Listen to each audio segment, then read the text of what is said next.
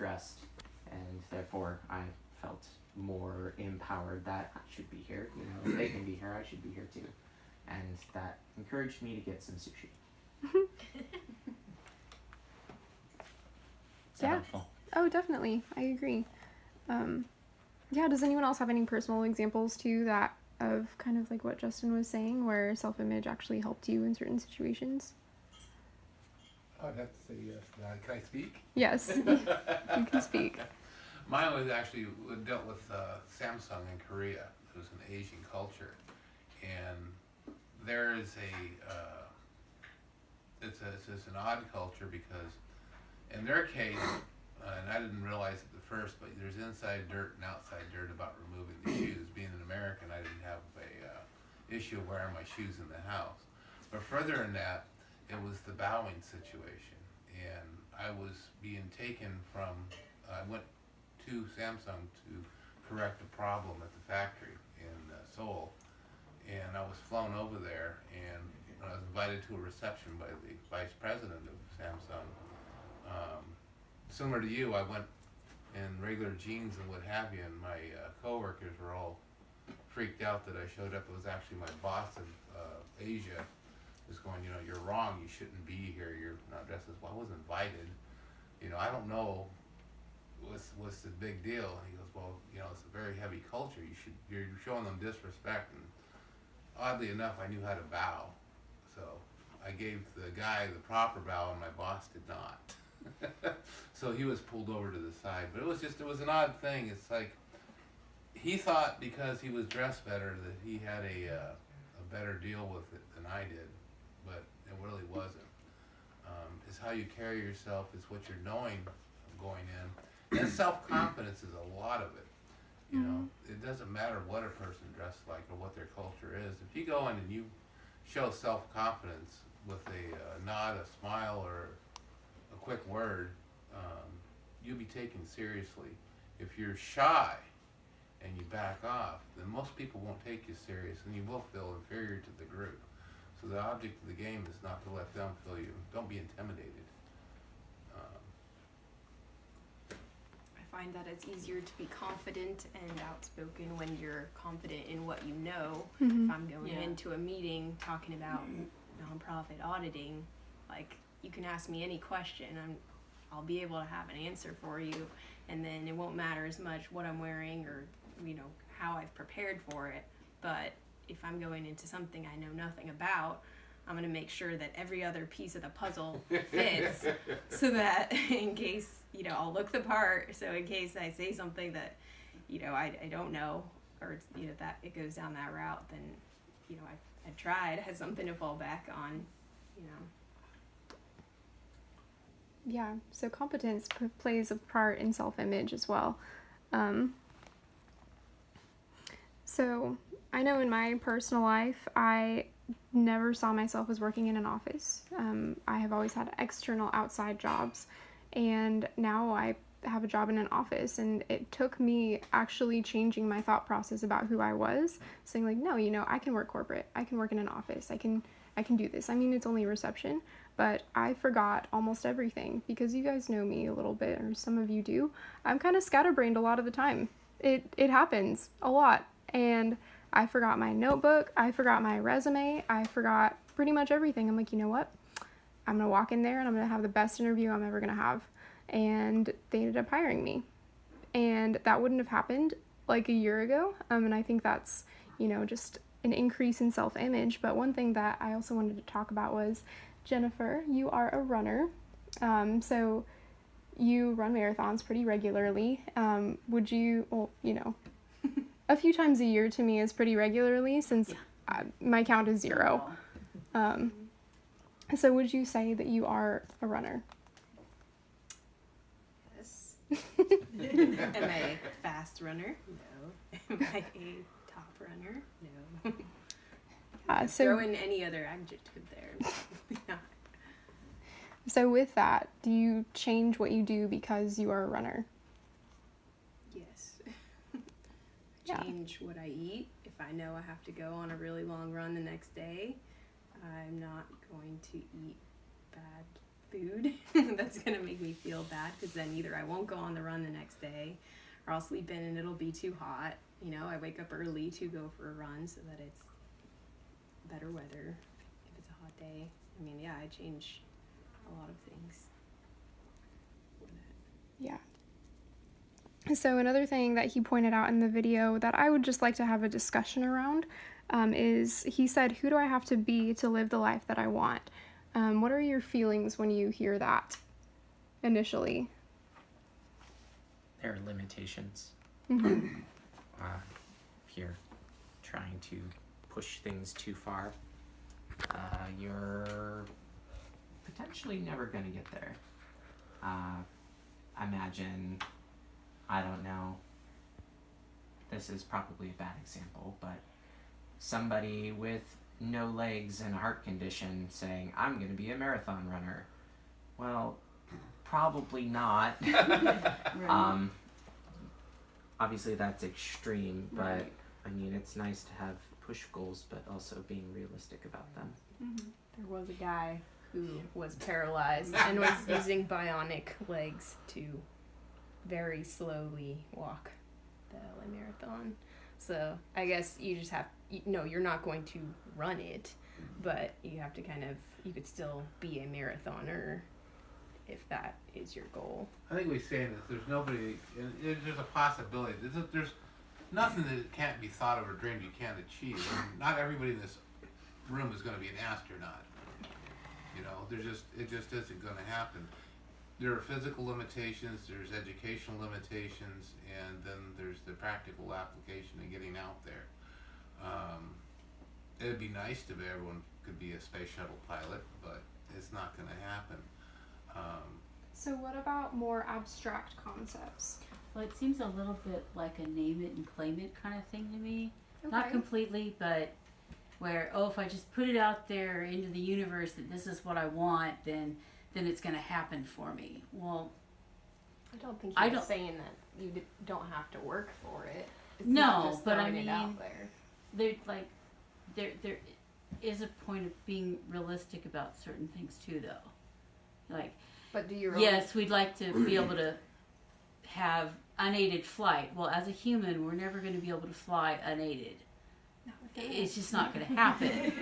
I do that in my dreams all the time. Well, yeah, in a dream, but I mean, there are. But do you think your own thoughts of what you think is realistic actually hinder you from making They progress can. you could make?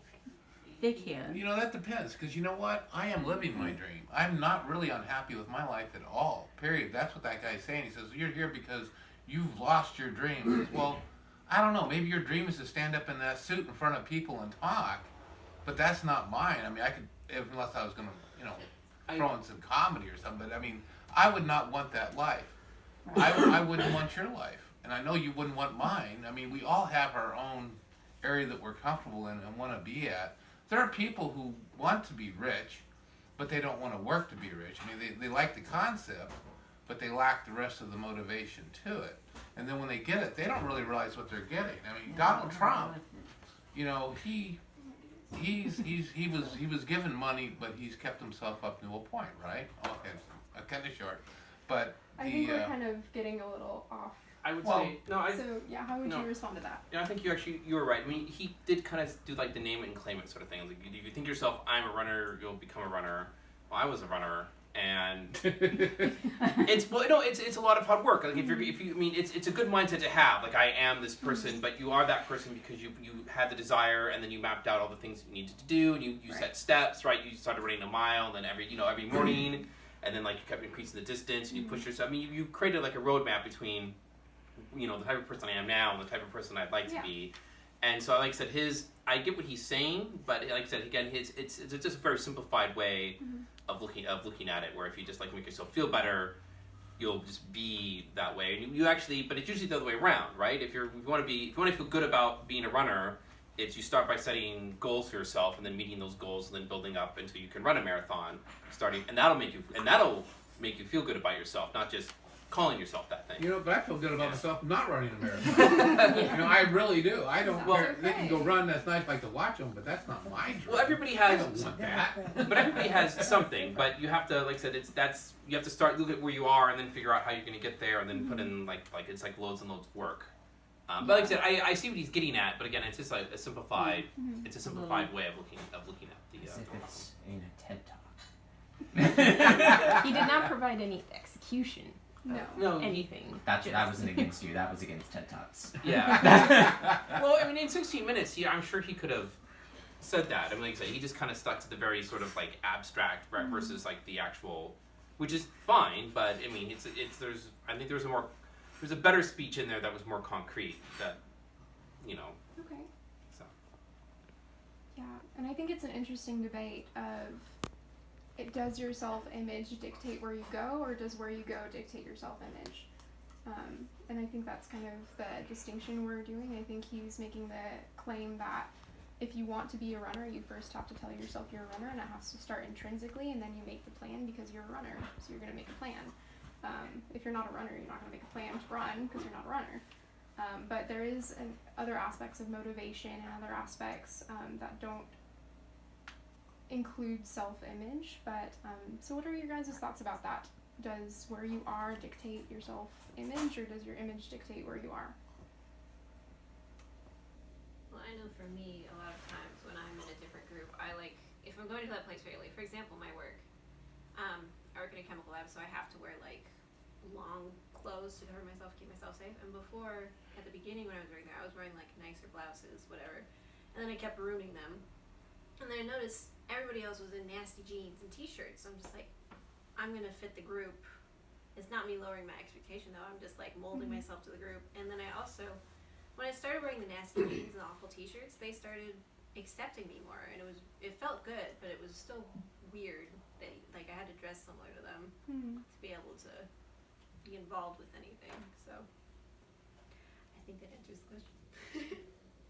So did that change your self-image, or did your self-image stay consistent and you just happen to be wearing clothes? I think it changed it a little bit because like I felt like I had to lower myself to become a part of the group. So I felt like, and I was happier when I lowered myself to become part of a group. When I was like dressing nicer and no one was talking to me, I felt really bad. I was just like, I don't know why I'm being so outcast. So right your self-image depends on how you dress. I guess. So you're the person you are is not who you are, it's how you dress. Well, my self-image depends on whether I'm being included or not. Yeah, and that's actually a really good concept. One of the things that we're going to talk about of like how to increase your self-image is to get around people that increase your self-image. You know, he talked about association, and I think there's a couple of different things we can do to increase how we see ourselves and, you know, make that 1% better every day. Not necessarily the 1 degree hotter, because I agree, 99 degrees, I would want to go back to 70 as well. So one thing that's really been helpful for me was to, again, when I have a higher self-image, I can point things out in other people, and then it's returned as well. So I can look at Kari and say like, wow, that's a beautiful dress, or like, wow, I love the way you did your makeup, or just some sort of complimenting, and then that creates a culture of inclusion, and it creates a culture of just self-worth and bringing that up as well.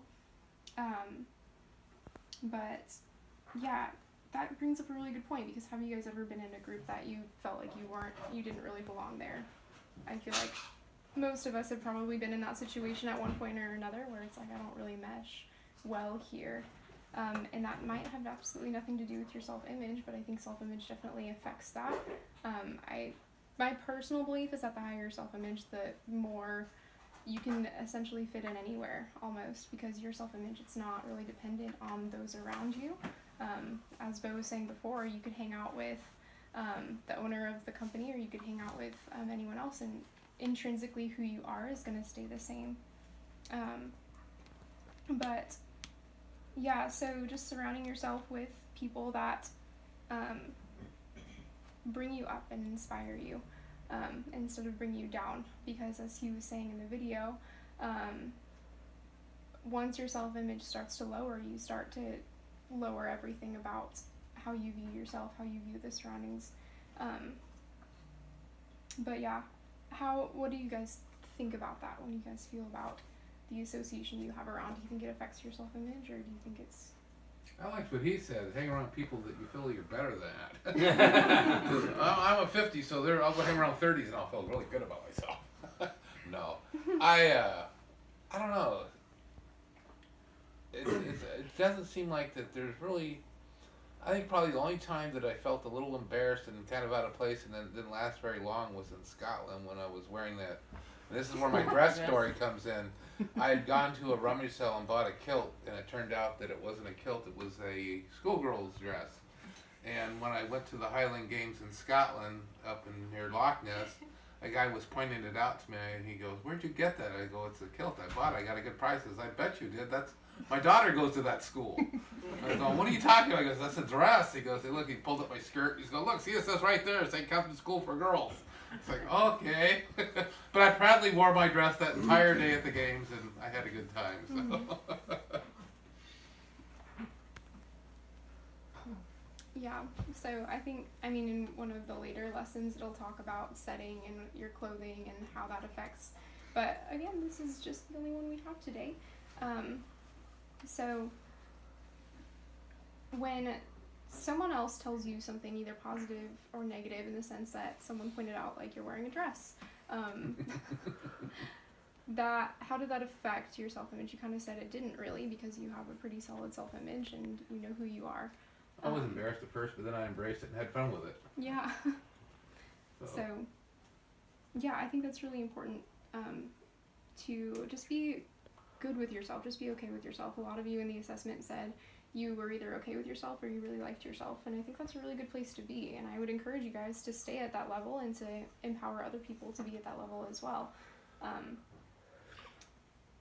So one thing that I do to, and again, I know this sounds really cheesy and I know this sounds like really goofy, but I like to say affirmations to myself, like when I'm feeling, bad, or like when I was going into that interview completely unprepared. I'm like, oh, I have a good self-image and I'm gonna do this. So my personal faith is Christian, so I say to myself, like, I was made in the image of God. Like, that's the pretty good, self-image, and it's not necessarily, affirmations are not necessarily like where I feel like I am right now. It's where I want myself to be. I add value to everyone I interact with. I tell myself that pretty much on an hourly basis. Maybe it's not true. Maybe I'm not adding any value to anyone's life right now, and that's okay, but that's who I want to be. I want to be a person that adds value to everybody, and so that's what I'm going to tell myself. Well, you're feeding us, so. I am feeding you, so that's adding something That's to you. something positive into the universe. Good. I am kind, and people like being around me. Maybe that's not true. Maybe no one likes being around me and I'm really mean, but that's the person that I want to be. Sorry, I didn't mean to yell. But so those are just some of the things that I say to myself. So what I would encourage you guys to do is find something that might not be true yet, but that you really want to be true, and say it to yourself every day. So that might sound really goofy and it might sound really cheesy, but it really helped me. And that's what I would want to impart to you guys is, I think self-image and self-worth is really important. I think it's kind of goofy to wear a red suit, but you know what? If that helps his self-image, then okay. If he's okay with himself in a red suit, then fine. But I think it changes how you interact with people, how you interact with the world around you, how you see yourself, dictates the opportunities you're going to go after. It dictates the opportunities you're going to take if it's offered to you. And it affects how you're going to live your life, so I would love to have some feedback on what I just said. Did any of it make sense? Is it too hokey? Is it ridiculous? Are you speaking for this little short monologue? Just for this little short monologue, yeah, not for the entire thing. Well, you definitely add value to plenty of people's lives, and you're very nice. So, no problems there. I think it leans into the hokiness, and that's kind of a necessary part of it. Okay. There's a lot about being confident to.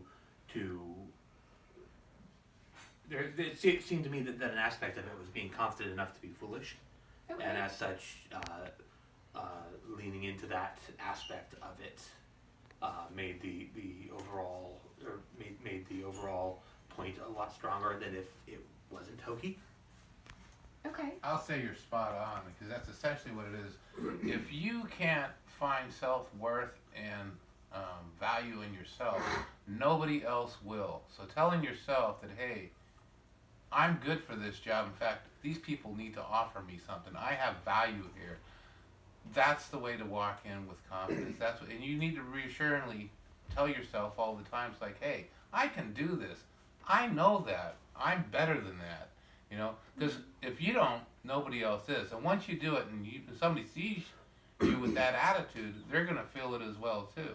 If you don't feel you have any self-worth, if you feel you're worthless or you can't do it, people are gonna see doubt in you. You've seen it on the job site. I'll walk in and people ask me questions that I have no clue of what it is, and they'll think that I've got the right answer for them. And it happens a lot of times. Sometimes I do. Sometimes I just lead them wrong to see how far they'll go. But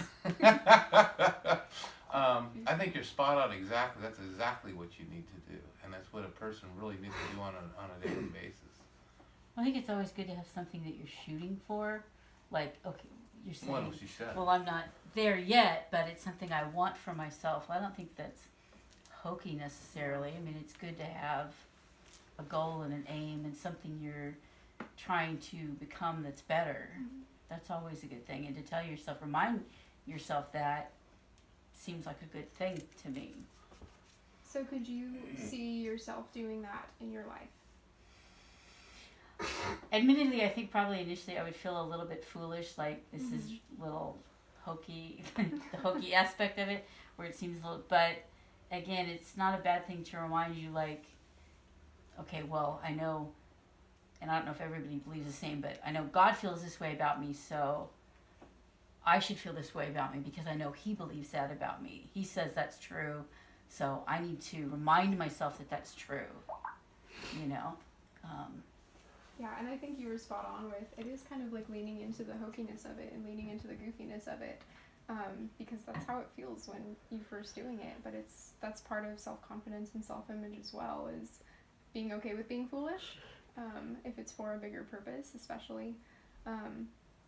Does anyone else have any other comments on just specifically that section? On affirmations, have any of you ever said them to yourselves? Like, had a list that you've written out and actually said them, like, maybe not every day, but... Well, I think it's better to have a positive outlook and have the affirmations that you have in your life, like you're going to progress towards something better, than to be self-depreciating.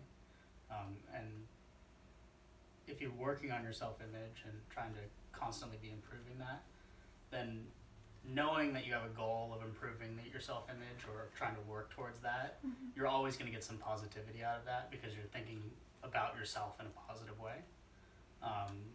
But when you get down on yourself and you're sort of tearing yourself down, that's when you're going to get those negative aspects. You're not going to go any farther than where you currently are.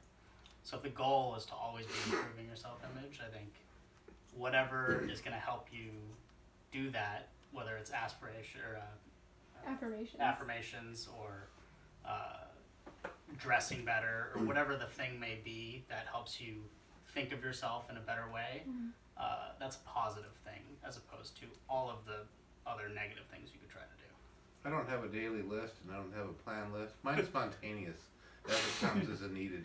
Yeah, it is. He just radiates some Yeah. confidence He there. does. I have been in programs where they give you these and they want you to do that every day, and I admit when it's somebody else's like that, it feels really weird. Right. I think it's better when it's something I come up with, but like they want you to, read these things out to yourself for 10 minutes every day, and it's like, I don't know.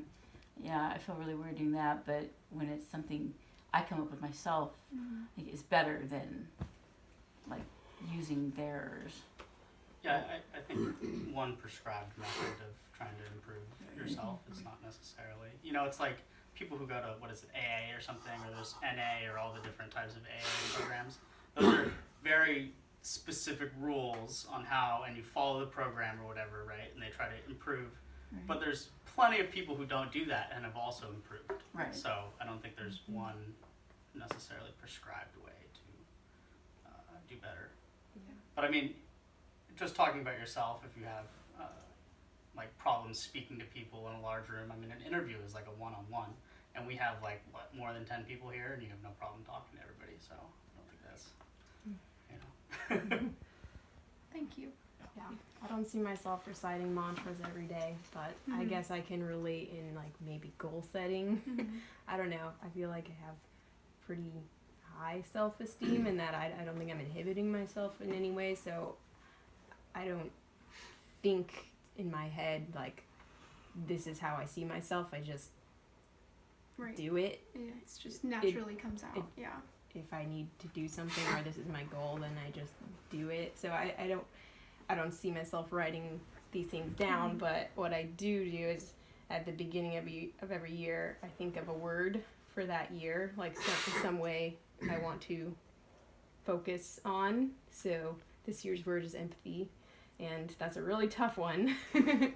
But you know, that's what I want to work on this year. A couple years ago, it was dominate, and like in a good way, like you know, like promoted at work, finished my MBA, like just kind of conquer a lot of big goals. And so I guess in that sense it's less of a mantra but more of just like something that you think aspirational that you see inside yourself that you need to work on, that you can kind of apply a really simple short thing that you can focus on to like execute, you know.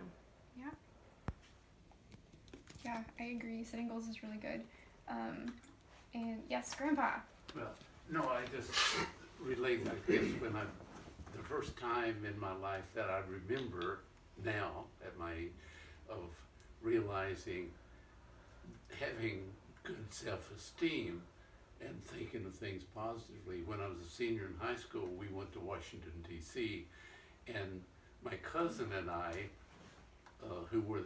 I was a valedictorian, he was salutatorian in the high school, got invited to the Russian embassy. Oh, wow. And I felt honored and that was great. And I realized that when we got there, my cousin was 100% opposite. He didn't like the Russians. He, you know, That was a we were different not time. as a nation in good relationships with the Russians.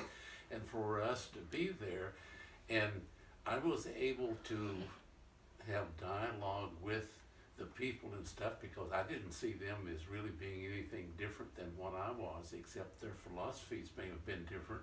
But I could relate to them, and we talked about Lenin, and we talked about other situations and stuff, and had a very good time.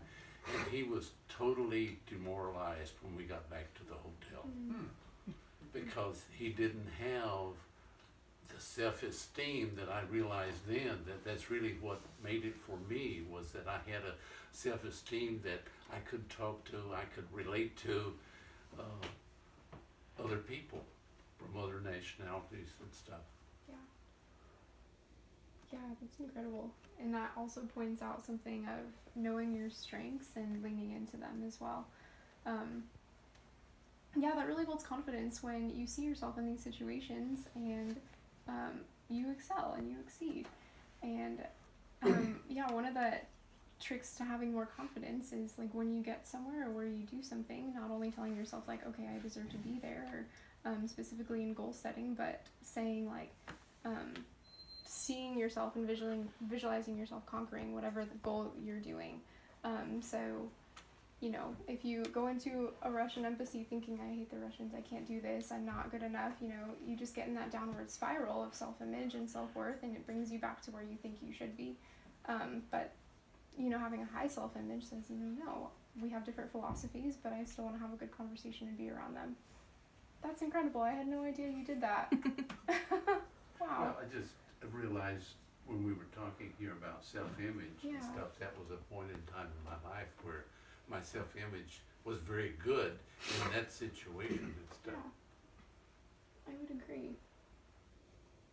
That was really, you see, fear. You didn't feel they were superior. He was superior. They were inferior. That was on an equal basis. That's a perfect example. So to be able to, because at that particular time there was a great wall between us and them.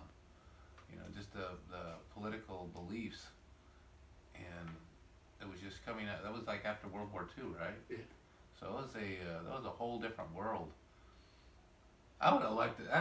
That's pretty cool, George. I would have loved to have been with you then. That would have been cool. Well, thank you for sitting through this. We're at the end of our hour. Some things that I would just, want to give you guys to go away with is that affirmations are kind of hokey, but they're also kind of beneficial and fun. And yeah, it's okay to lean into being silly and goofy, especially if it's for bettering your self-image, but find what works for you. I've found that when I'm around people who think the best in me, that's what I become. You okay? Okay. I'm sorry. It's just... No, you're okay. Sometimes his mom needs help.